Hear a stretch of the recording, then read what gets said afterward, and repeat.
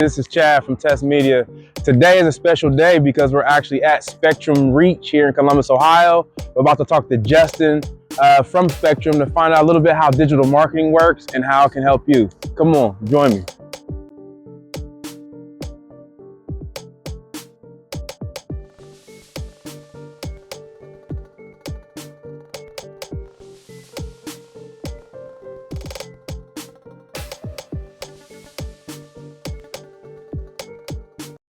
Hey everybody, Chad Anderson here with Test Media and Business Development. Today's a special day. We have not only an expert in his industry, but we also have a good friend of mine, Mr. Justin Rohm with Spectrum Reach. How you doing, man? I'm doing great, Chad. Good. Thanks for having me. Man, thank you for allowing us to come into the office. And man, this is a nice office too. Absolutely. It's where all the magic happens. This is where the magic happens.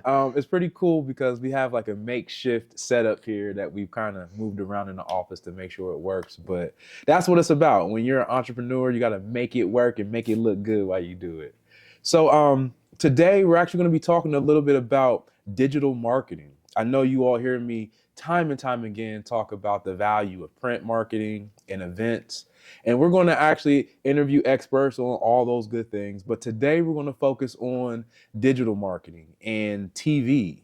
And the reason why that's important is because I know for me personally, when it comes to trying to figure out how to spend my dollars to spread the word, I always hesitated because my era, I knew about TV. But then things started to change as digital content started to roll out on all these wonderful digital platforms. So today we're going to be able to hear from an expert at Spectrum Reach how the industry has changed, what he's learned over the years as he's been here, and how he can not only help your business, but just how to navigate and how to collect information that can help you make better decisions for your business. So, Justin, thanks again for being here and inviting us to your office. Absolutely. You know, I always like to start with a little bit about yourself. Okay. Me and you've been friends and we've gotten close over the years. Absolutely. And you also remember me when I was at the wellness agency. Yes.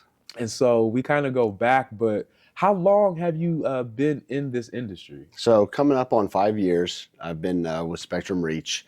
Always been in sales and, just kind of worked my way around through some different corporations, just trying to, build my portfolio and dip my toe in as many different aspects of the business that I could. And this is kind of, I found my home here and, I love what I do and, love partnering with people like yourself and doing good things to help drive results for your business or for your clients, however, the proposal deals. Yeah, so when it comes to TV marketing and even digital marketing, do you see a difference? And if so, what difference do you see? Absolutely. So you kind of mentioned it earlier that the aspect of TV has definitely switched, right? So you've got, you still have your traditional cable watchers, people that still, watch the traditional cable, but then you also have the people that are streaming now as well. So the main thing to figure out is, where is my target audience, right? Yeah. That's the main thing. We want to get your message in front of the right audience. Otherwise, those are dollars wasted. So what we always like to do is obviously figure out the goals first. Like, what's your goals? What are you looking to do? What's your demo, audience, things like that. But to your point again, the industry has definitely switched. Yeah. It's no longer just like, for example, if you go to Spectrum to sign up for cable, they're not going to give you a cable set-top box anymore. They're going to give you our Zumo device, which is a streaming device. So wait a minute. So I remember when I was coming up, it was like the cable box and you plug it in. What's different when you're saying the streaming device, and how does that impact what we see? Absolutely. When we see it? Yeah. And it's funny because it's not different. It's still all TV. Okay. The only difference is now it's through streaming. So it works the same way. You have a little box, you have a remote control. It's just now, instead of it, being connected through a cable wire, through your wall, it goes outside under the ground and all that. Now it's just, through your digital TV. So now even technology and how we even view content has changed. It's almost like they have their own social media platform. Exactly. With different content that's rolling out. Absolutely. That's a very, very, that's so good. That's a good way to kind of help me wrap my mind Sure. around the transition. Now, when it comes to small businesses using TV, what type of businesses, well, first, even what type of audience do you see that actually are watching TV? It's They're watching like those the mainstream cable channels, Sure, if you sure. will. It's a mixture. I mean, you still have your traditional people that watch cable. I always like to tell, clients, I use myself as an example. Like me and my wife are still traditional cable watchers. We also do a little bit of streaming. Okay. But both of our kids are 100% streamers. They have the smart TVs and the Fire Sticks, the Zumo devices. Yeah. But again, what's funny about it is that it's at the end of the day, it's all TV. Yeah. It's all TV. It's the same networks. It's just how you're watching it. Absolutely. For example, so many people now are watching stuff on the go. They're watching it on their phones. They're Correct. watching it on their tablets, their laptops. So the question is, how do you reach them when you're doing that? Exactly, because if you're focused so much on running your business and sustaining your business to keep it operating, it gets daunting sometimes to think about, all right, how do I go get new audience? Right. How do I spread my message to a new group of people?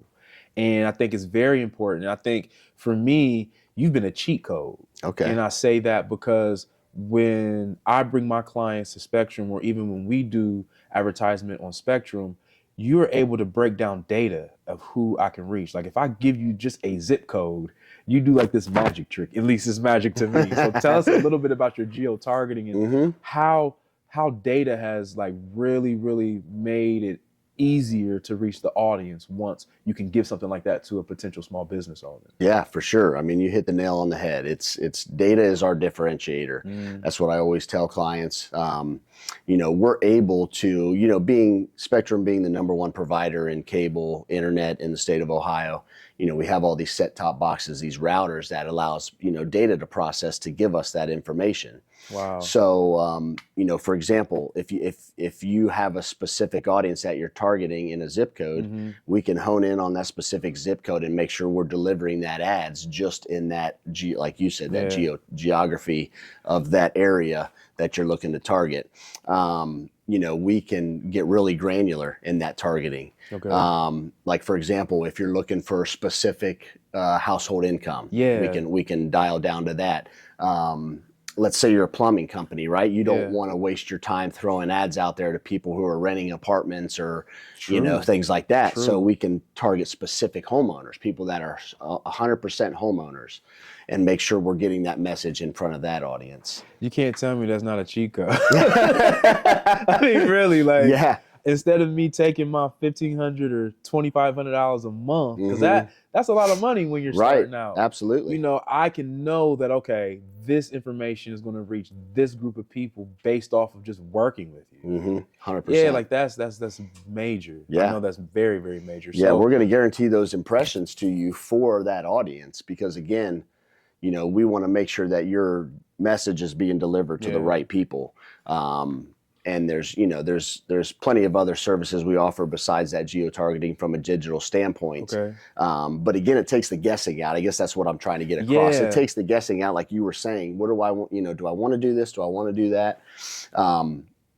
We can't guarantee the people are going to call you and buy you, but we can guarantee that we're going to put that ad out there and get in front of the exact audience that you're looking to get in front of. I think that's a good point because, what we try to teach at Test Media is get prepared. So that way, when they do have an opportunity to meet a youth and they're able to begin to do their marketing strategy, they already have their message together. They already know what the call to action is going to be. Right. So that way they are speaking to their audience. And so I think that is also very important as a business owner that I've learned is like, is one thing to, have the money and have the resources like you to be able to market, but you also have to understand who you're marketing to. Exactly. And, we focus more so on African American and Black culture. And you're aware of this, like our audience is very word of mouth. Yeah. We have to see it from a resource that we trust in order to even think about utilizing it. Absolutely. And so I just think that it's so important for us as entrepreneurs to have our messaging already packaged. Even if you're going digital, make sure it's consistent with your print marketing.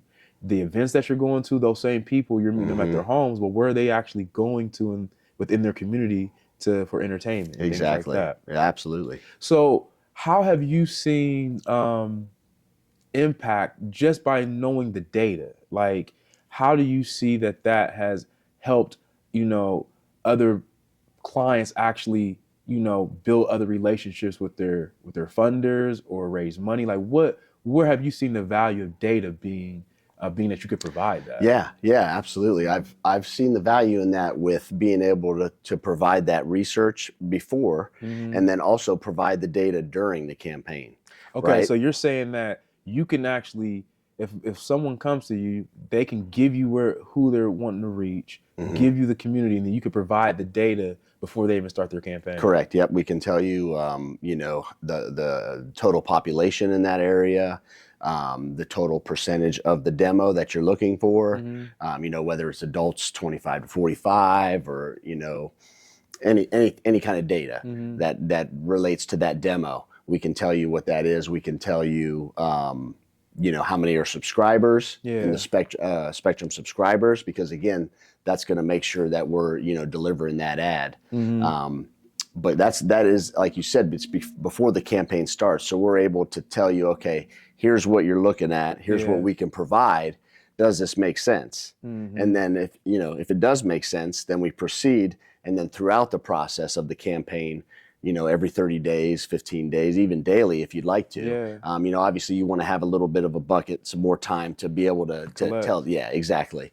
But we're going to provide you with that data throughout. We're going to, provide impressions, click-through rates if you're doing a search marketing, and just basically what it all comes down to is this working? Yeah. So what about, for me, and when we do the Maslow's Food Fest, that's geared towards, the Black community. And we try to do it in areas that really need it, like food deserts or health deserts. But I've seen to where, say if someone is watching, let's say Everybody Hates Chris on Hulu, or if they're watching the BET Awards or something like that, how does my commercial pop up in the related content that's being watched by that viewer? Yeah. So, we'll figure out when we're making the schedule, right? Like top programming, we're going to find out what's top programming for Black adults 25 plus, right? And so that's going to tell us what they're watching. And then not only that, but what are they watching when they're not watching those top programs, right? So, explain that a little bit. Yeah. So like, for example, if somebody's a heavy sports watcher, they're watching ESPN, they're watching, Fox Sports, ESPN2, whatever that sports channel is, they're also watching other things, right? Right. So again, that data, that set-top box, that Zumo device that we have in that tells us what networks they're watching.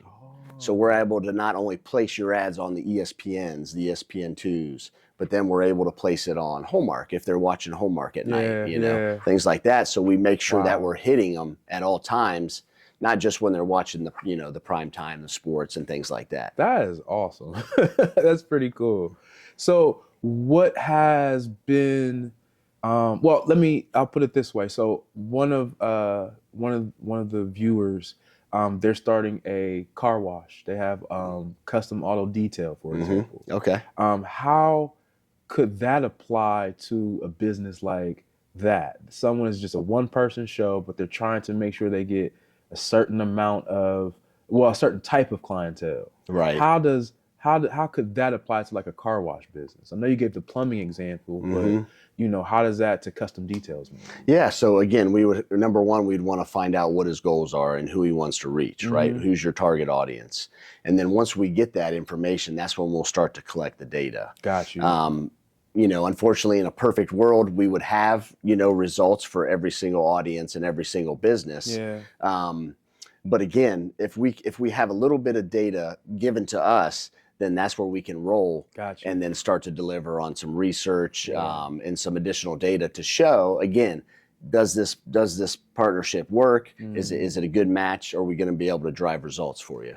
So what it sounds like is that it's very important to do your own like actually know who you want to reach before you step out into the market. Absolutely. And so whether you are if you make candles, if you make herbal oils, if you have a car wash, you want to find out who you're actually going to be selling to. Correct. So that way you can actually kind of have a one-sheeter that can be given to you to say, hey, this is who I want to reach. Can you find this audience for me? Exactly. And then it sounds like it's also important to like know what community you want to tap into. I know when we've worked together, I've given you like the zip code, I've given you like the age demographics, and you've been able to give me back like, all right, this is how many families are in this community. For example, if we're in Blacklick or Whitehall, right, here in Columbus, Ohio, you've been able to break down those things to me so that way we can get that result. Now, I've realized that when doing digital marketing,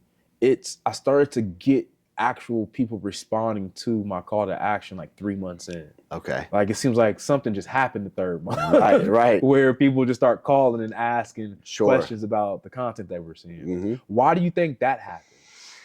I think almost just like in anything, right? It takes some time. It takes some time to get going. Like it's, again, in a perfect world, somebody sees the Team Elite 6 commercial. In a perfect world, they pick up the phone and call you right away. Right. But unfortunately, data's our differentiator. Yeah. Data tells us that's not the true.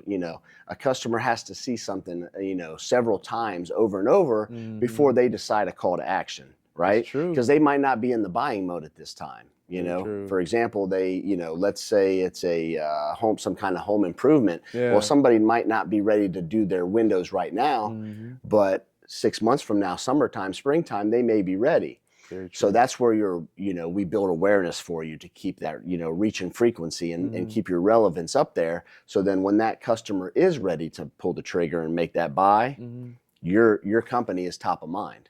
I think that's a very good point. I think that works in just human nature. I think exactly. You want to make sure that product or service is going to be around. Right. Right. And then you also are looking for who else is kind of tapping into it. Are there any testimonials? Exactly. Is there a place to go to kind of do some research on that product? Right. So I think it's very important to make sure in your content that you're marketing that you're putting ways for people to get more information. I agree. 100%. So what about when it comes to budgets? Like, I know like with social media, say if you're on like Instagram, you could put like $100 in there. If you're on Google, you can kind of spend a minimum of like $675, a month or however it works a day. What kind of, if a business owner is interested in tapping into this and knowing that it's important to look at like a 3 to 6 month momentum build, what's the minimum and what's the maximum they should be wrapping around their mind to use digital marketing at this caliber? Sure. So obviously everybody has different budgets, right? Yeah. All companies have different budgets, and we're always willing to work with that company. And there's a campaign for every budget. Ultimately we have to decide as a partnership what services and solutions are going to most benefit you. Yeah. And kind of like you mentioned, there are a few minimums, So if you do a search marketing campaign, where we're going to put your website out there on all the searches, Google obviously is the main one, but Bing, Yahoo, they still get a little bit of search. Absolutely. Yep. So we'll put that on all those, and then that's a minimum of $750 a month. Okay. And that's just an example of one. Yeah. But for example, like cable television, if you wanted to just be on cable television, again, we'll work with whatever your budget is. Okay. But to determine what your minimum maximum is, as your original question, that would come through a series of meetings, after we figure out what your goals are, what you think your budget is, and then that's where we'll spread it out. Because again, like you were talking about, you want more of a multiple pronged effect. You don't just want to throw all your eggs in one basket. So you don't want to just do streaming, because again, you still have these people over here that aren't doing streaming. They're still the cable traditional watchers. So if you're going to throw all your budget into streaming, you're going to miss this audience right here. Yeah. So they're not even going to get tapped and find out about your business. Yeah. So that's where we would talk about, okay, let's do maybe a 50-50 split, and we'll put, half on cable, half on streaming. That way, again, you're hitting all of that audience. I like that. And then again, through other conversations, we can figure out what solutions match for what you're trying to accomplish. So you're able to kind of consult your client or whoever comes to you before you can help navigate through that. Absolutely. I think that's important. I know that sometimes, once again, when we're focused on keeping the business open, it's good to have someone that they can just say, hey, what about this? How do you feel about this? Right. And knowing that you'll help navigate. You've done that for me. I mean, I know over the years that we've worked together, you've helped me make the right decision. And I think that also has helped me with my results.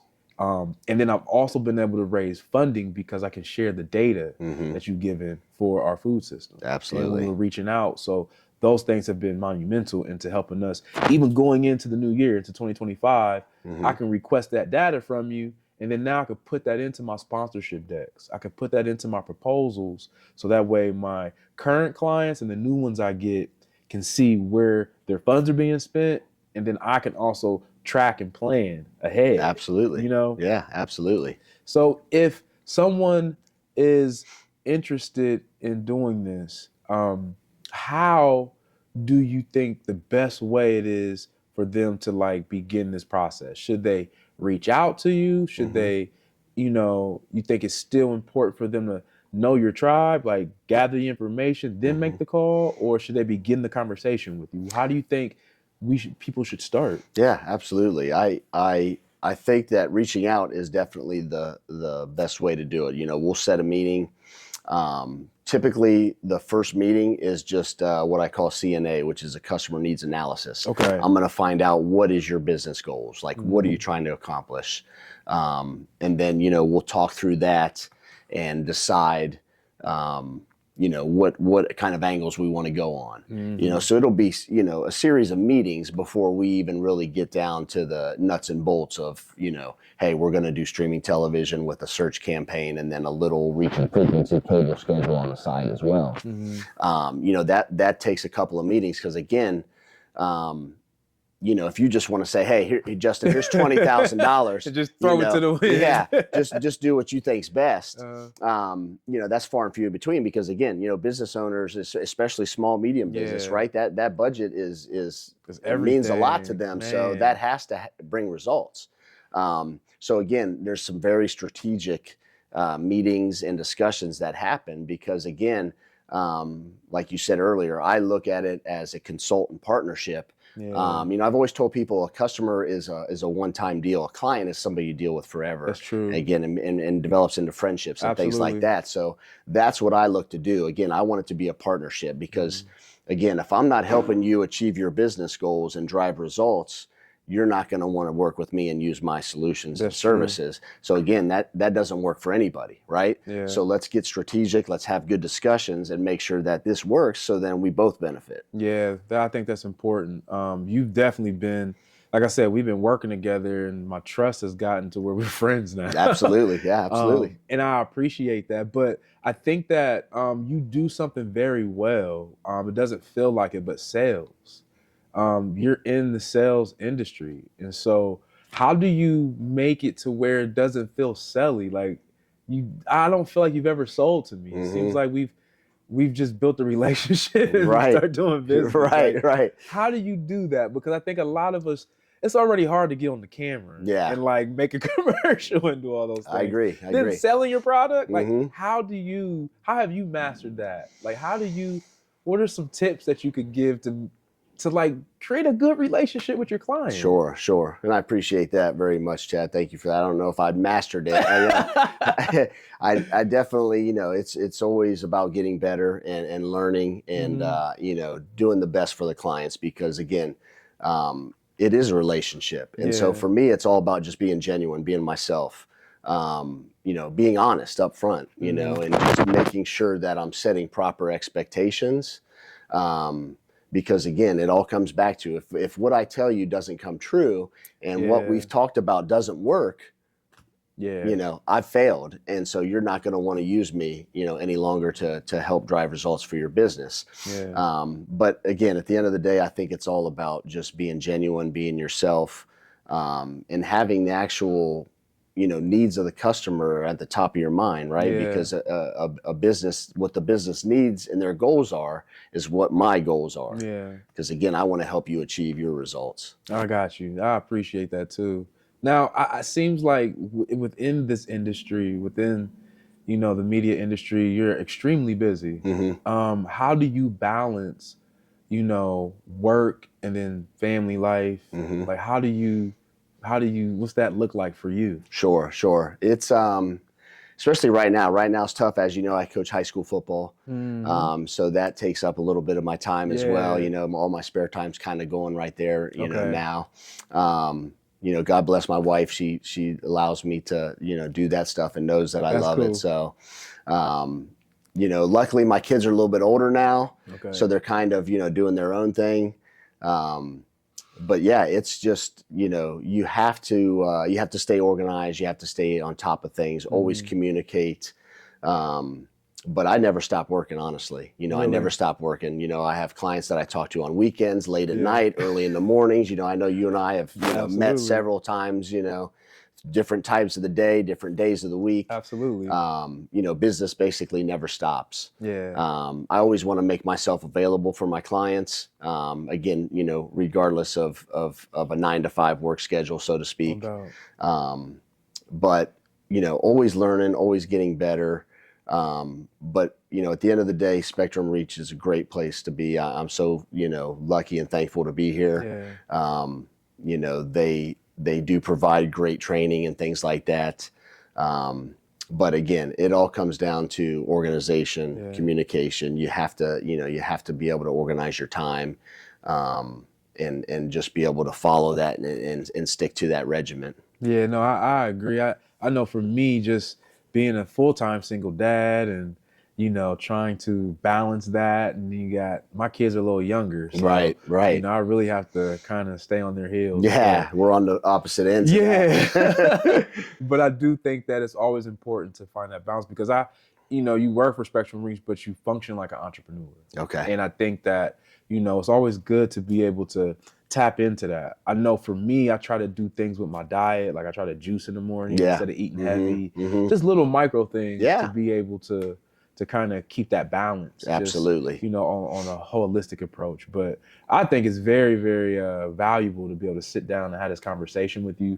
Even though we've been working together, I just learned a lot too. I think I need to switch up how I'm doing my marketing. But I really, really appreciate this. If someone wants to contact you on social media, what's the best way to reach you? Yeah, so LinkedIn, under Justin Rohm. Instagram, you can also reach me there, DM me there. I'm under Coach Rohm on Instagram, ROHM as in Michael. So those are kind of the best ways to get a hold of me. Okay. SpectrumReach.com if you've got any kind of questions or any you want to go out and see the different solutions and things we offer. Yeah. But again, reach out to me. I'm always willing to set that first meeting and get strategic and find out how we can help each other. Yeah, that's good. I think the main thing that I want people to take away from this is that data is king. Absolutely. And having data will take you to those next steps and help validate what your message is. Yes. If someone wants to just be able to start talking about the data part and like planning for that, what does that look like? Is there a cost to be able to do that? How does that work? No, I mean, again, reach out. We'll have a conversation. At the end of the day, Spectrum Reach is a data company. We're a data company now. We're not just a cable internet company. We're a data company. That's, the whole world is shifting that way, as you've mentioned, several times in some of your other previous interviews and stuff. So, again, that our website has plenty of information out there for you to kind of get a grasp of what it is. But again, reach out to me. I'll be glad to pop in and have a phone conversation, whatever works best for you. Sounds good, man. I think we're going to end up having to probably do like a challenge or something to where people can tune in through Zoom. Yeah. And we can just have a live conversation and get people to be able to ask their questions and answer them. That might be our next step. I'd love that. I'd That would love be that. cool. I'm down for that. Well, Justin, man, thank you so much for this, Absolutely. man. Let's keep Absolutely. this going, man. Yeah.